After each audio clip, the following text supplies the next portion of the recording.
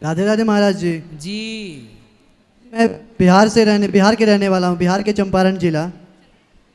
बोलो। महाराज जी, मैं बचपन से देखा कि जब शिक्षा के लिए रहा था, अभी 10वीं पास हूँ, मैं सोचा कि 10वीं पास के बाद संस्कृत से शिक्षा कर और आप ही की तरह कथावाचक बनूँ और समाज में धर्म का प्रचार करूँ। अपने बिहार के लिए मैं जीता हूँ। तो और देखा कि बिहार के लोग चाहे संस्कृत पढ़ने आए या किसी भी क्षेत्र में जाते हैं तो बिहार वासियों को बेइज्जत और प्रताड़ित किया जाता है। तो मुझे आपसे एक अनुरोध है कि जब आप लोग अपनी कथाएं करते हैं तो कृपया बिहार वासियों को और बिहार में कुछ उद्योग या कुछ धंधे की बातें करें, ताकि बिहार के लोग 10 से 12 हज़ार के लिए दूसरे शहर में जाते करते हैं बेटा। जब हम बिहार में कथा करने जाते हैं तो पूरी ज्ञान की बात बिहार वासियों के लिए करते हैं, और बिहार के लोगों में अब धीरे धीरे परिवर्तन भी है, होगा। लंबे समय से परिवर्तन नहीं था, पर अब कथाओं के द्वारा हम बताते हैं बार बार तो बिहार के लोगों को कि भाई आप रोजगार लेने वाले नहीं, रोजगार देने वाले बनो। नौकरियां लेने वाले नहीं, नौकरियां देने वाले बनो। बहुत लोग अमल करते हैं इन बातों पे। महाराज जी, एक और सवाल है। मेरे माता थी कि मैं संस्कृत से ना पढ़ूं, उनकी मर्जी थी कि आर्ट्स साइंस कॉमर्स लो, पढ़ो और डॉक्टर इंजीनियर, पर मेरी मर्जी थी संस्कृत पढ़कर एक विद्वान बनूं, पंडित बनूं। सही है। तो उनके विचारों के खिलाफ मैं यहाँ वृंदावन आया हूँ, तो क्या मुझे पाप लगेगा या पुण्य? नहीं, पाप नहीं लगेगा, पर जो पढ़ाई आप पढ़ रहे हैं उसके साथ संस्कृत को पढ़ें, उसके साथ गीता रामायण पढ़ें, ताकि आपको दोनों का ज्ञान हो। आज की आधुनिक पढ़ाई का भी ज्ञान हो और संस्कृत का भी ज्ञान हो। यदि आजकल संस्कृत का ज्ञान है और आज की आधुनिक शिक्षा का ज्ञान नहीं है तो व्यक्ति अपाहिज जैसा है। इसलिए वो बात तब कर सकता है जब आज का भी उसे ज्ञान हो। इसलिए संस्कृत का भी ज्ञान हो और आज का भी ज्ञान हो, तो दोनों का समावेश होगा, तब समाज का हित ज़्यादा होगा। तो मुझे अब क्या करना चाहिए? तो आप जो पढ़ते हैं वो भी पढ़ें, साथ में गीता रामायण संस्कृत वेद पुराण सब पढ़ें, मतलब मुझे सबका अध्ययन करें। मतलब मुझे फिर घर लौटकर माता पिता की आज्ञा के पालन करना चाहिए? करना ही चाहिए बेटा, वही अच्छा है। दोनों पढ़ाई करें मन लगा के। राधे राधे महाराज जी। राधे राधे गुरुजी। जी गुरुजी, ये मेरा पोता है, मैं हम इनका बर्थडे मनाना चाहते हैं। कल इनका बर्थडे है तो आपके साथ बर्थडे मनाना है इनका। अच्छा ठीक है।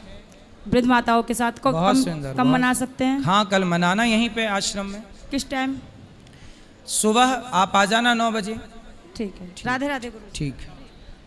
राधे राधे गुरुजी। जी मेरे को ये पूछना था, मेरे हस्बैंड बहुत मेहनत करते हैं पर हर साल कुछ ना कुछ ऐसा हो जाता है कि सारी मेहनत पूरी बर्बाद हो जाती है। तो हस्बैंड है कि पति है?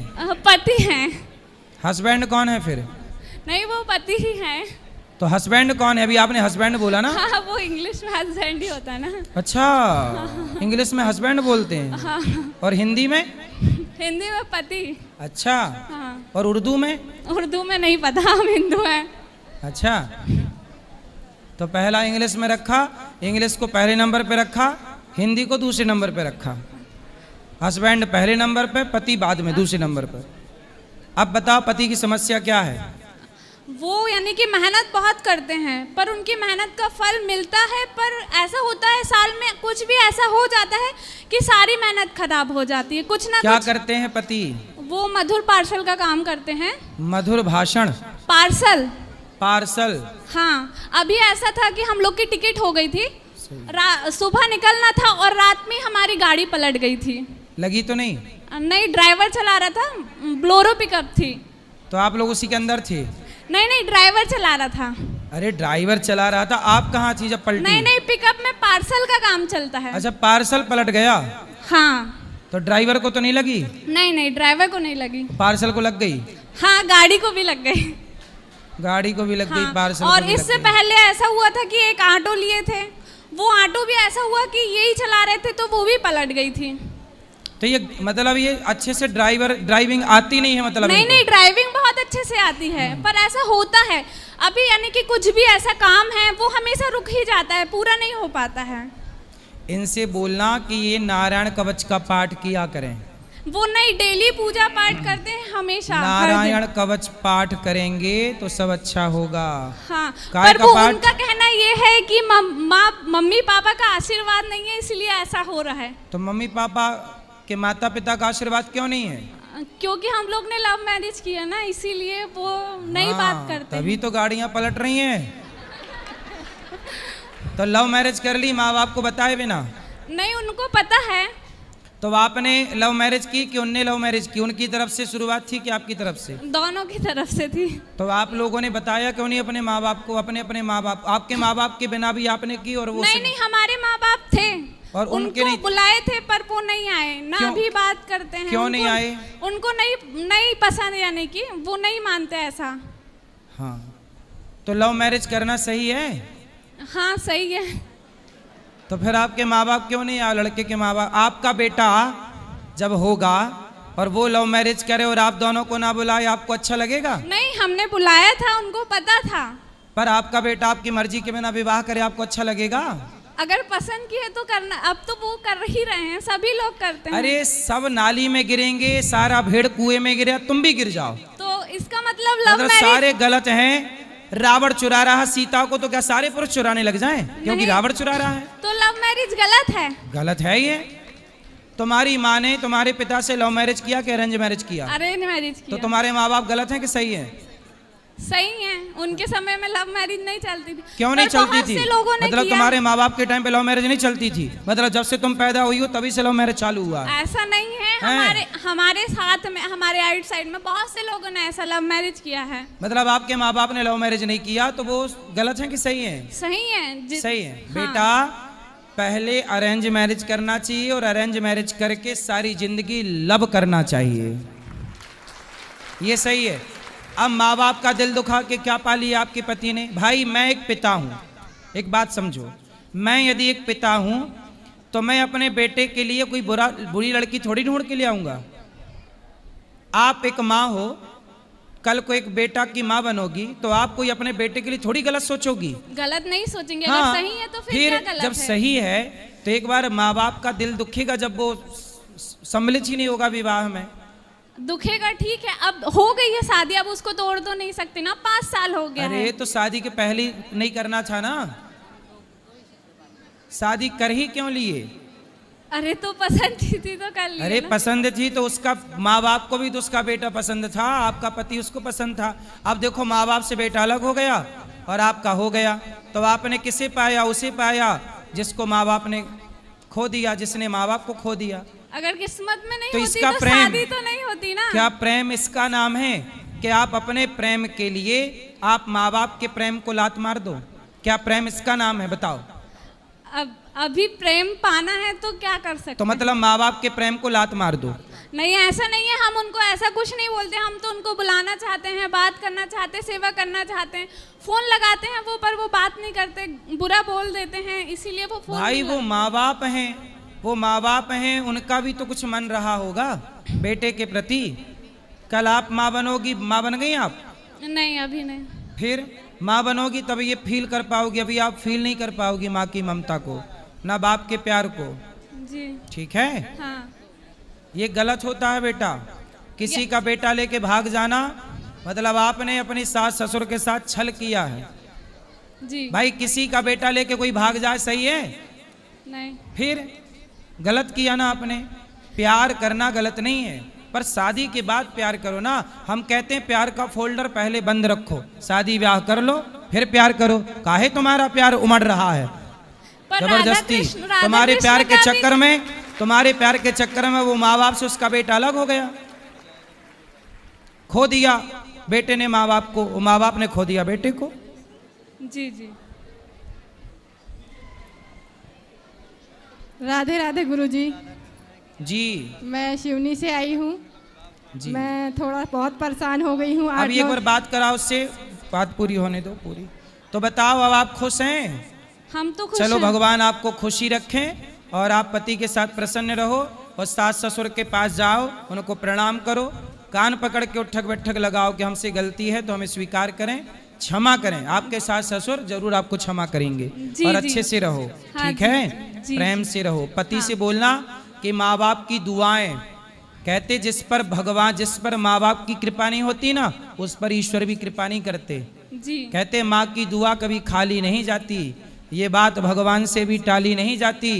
बर्तन मांज कर 4 बच्चों का पेट भर देती है माँ, पर उन 4 बच्चों से एक माँ पाली नहीं जाती। जी जी। इसलिए कहते ना बेटा, भगवान की दुआएं कृपा बाद में चाहिए, पहले माँ की कृपा चाहिए।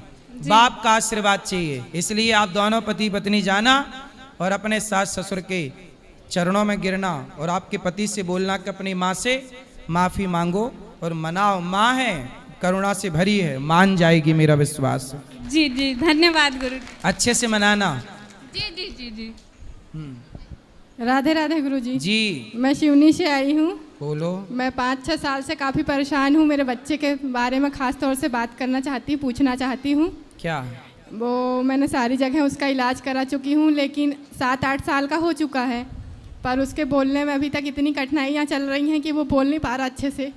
तो बोलेगा, डॉक्टर को दिखाओ। डॉक्टर को दिखा लिए, सारी रिपोर्ट नॉर्मल आती है, बोलेगा लेट बोलेगा, बोलेगा, चिंता ना करो। क्यों नहीं बोलेगा? कुछ बोलता है, कुछ बोलता है। और किसी ने यदि उसको कुछ कर दिया तो बहुत मारता है, थूकता है। मतलब अपन समझाते हैं तो समझता नहीं, बहुत जिद्दी होता है। मतलब तो जिद्दी पना ना आए उसके लिए थोड़ा उसको अच्छी परवरिश में रखो, घर के माहौल को बढ़िया करो, समझाओ उसको प्यार से। जी गुरुजी, थोड़ा डांटना भी सीखो। जी गुरुजी, बहुत समझाती हूँ, लेकिन किसी के ऊपर भी थूक देता है और ऐसा लगता है कि जैसे उसका दिमाग ही नहीं चल रहा है, क्या समझ में नहीं आता। दिमाग नहीं चल रहा है?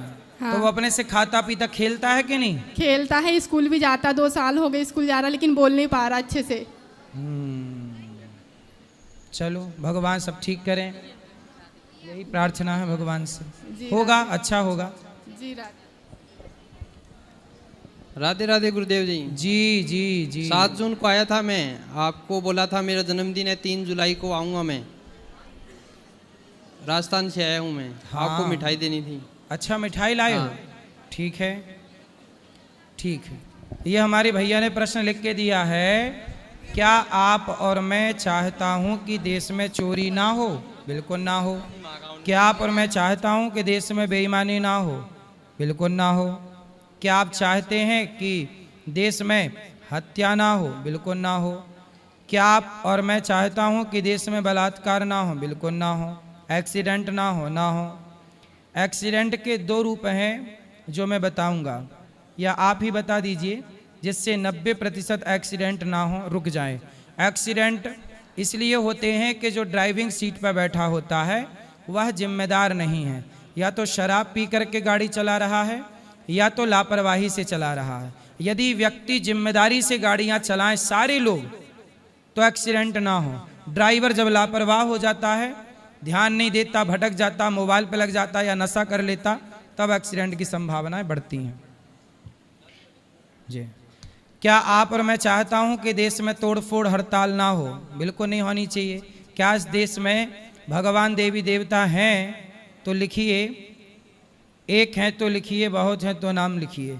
देखो, देवी देवता तो बहुत हैं, 33 कोटि देवी देवता हैं, पर भगवान एक हैं। एक नारायण भगवान एक हैं, देवी देवता बहुत हैं। जैसे इंद्र देवताओं के राजा हैं, अग्नि देवता हैं, वरुण देवता हैं, सूर्य देवता हैं। ये जो व्यवस्थापक हैं सब देवता की कोटि में आते हैं। जैसे हम लोग तुलसी को देवी मानते हैं, समुद्र को देवता मानते हैं, पीपल को, ये सब देवता मानते हैं। हमारे यहाँ सांप को भी देवता बोला जाता है, नाग देवता। ये सब मिलाओ तो 33 करोड़ होते हैं।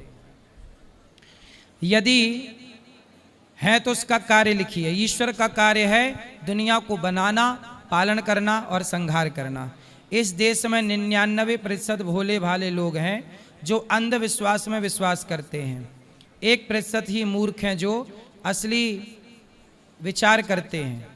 देखो, इस देश में विश्वास और अंधविश्वास, विश्वास जो व्यक्ति भगवान पे करता है और मन लगा के अपने कार्य करता है, जो मन लगा के काम करे और ईश्वर पे श्रद्धा रखे, वो सही है।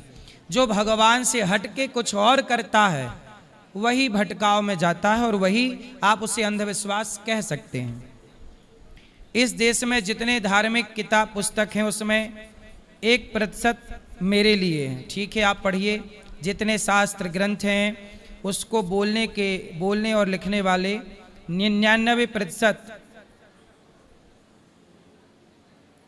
जितने शास्त्र और ग्रंथ, देखो बेटा, शास्त्र और ग्रंथ ये किसी इंसान ने नहीं लिखे, ऋषि मुनियों ने। वेद भगवान का ही अंश है, इसलिए वेद कोई लिखता नहीं है, वेद प्रकट होते हैं। और भगवान ही वेदों पुराणों को लिखने के लिए भगवान ही एक अवतार लेते हैं व्यास जी का, और वो लिखते हैं, इसलिए वो बहुत योग्य हैं, भगवान ने ही लिखा है। ठीक है, ठीक है, बाकी सब सही है।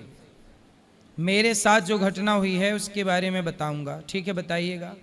ठीक है, भगवान की बातें अच्छी करो, भगवान के बताए राज। भगवान कहते हैं, वेद पुराणों में लिखा है कि धर्म पर चलो, सत्य बोलो, गलत ना बोलो। ऐसा इन्होंने ये प्रश्न लिख कर दिया जो मैंने आपको उत्तर दिए। चलो, बाकी प्रश्न उत्तरी कल होगी, कल फिर बात करेंगे आपसे। अब जिनको मिलना है आप सब ऊपर आइए। सबको राधे राधे।